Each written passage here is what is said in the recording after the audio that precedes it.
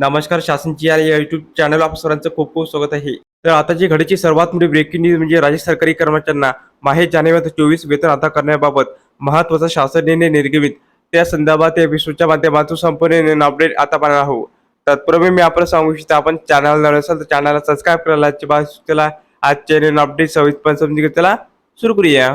राज्य शासन सेवेत कर्मचाऱ्यांच्या माहे जानेवारी पेड इन फेब्रुवारी 2024 साठी अनुदान वितरित करण्याबाबत राज्य शासनाचे शालेय शिक्षण व क्रीडा विभागाकडून दिनांक 25 जानेवारी 24 रोजी अत्यंत महत्त्वपूर्ण शासन निर्णय निर्गमित करण्यात आलेला आहे.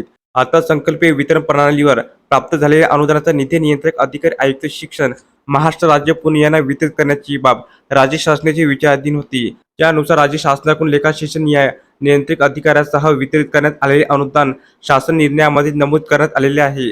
सदर लेखा शीर्षक न्याय अनुदान पुढील प्रमाणे पाहू शकता. सदर निधीचा खर्च करीत असताना राज्य शासनाचे वित्त विभागाकडून वेळोवेळी निर्गमित करण्यात आलेल्या नियमाचे तंतोतंत पालन करणे आवश्यक असणार असल्याचे नमूद करण्यात आलेले आहे. तसेच शासकीय कर्मचाऱ्यांना अग्रिम मंजूर करण्यास्तव वेळोवेळी निर्गमित करण्यात आलेले शासन निर्णय, शासन परिपत्रक मधील विहित सूचना, अटी, त्याचबरोबर वित्तीय अधिनियम 1959 मधील परिशिष्ट 26 मधील तर विचारात घेऊन संबंधितांना अनुज्ञेय असणाऱ्या किमान रकमेच्या मर्यादेतच घर बांधणे अग्रिम वितरित करण्याचे निर्देश देण्यात आलेले आहे. त्याचबरोबर थकीत देयकाचे प्रदान करण्यासाठी खर्च करण्यात येणाऱ्या प्रकरणी खरेदी साहित्य प्रत्यक्ष प्राप्त झाले व त्याचे लेखी योग्यरित्या ठेवण्याची खात्री पटल्याशिवाय सदर निधी आहरित करण्यात येऊ नये अशी बाब नमूद करण्यात आलेली आहे.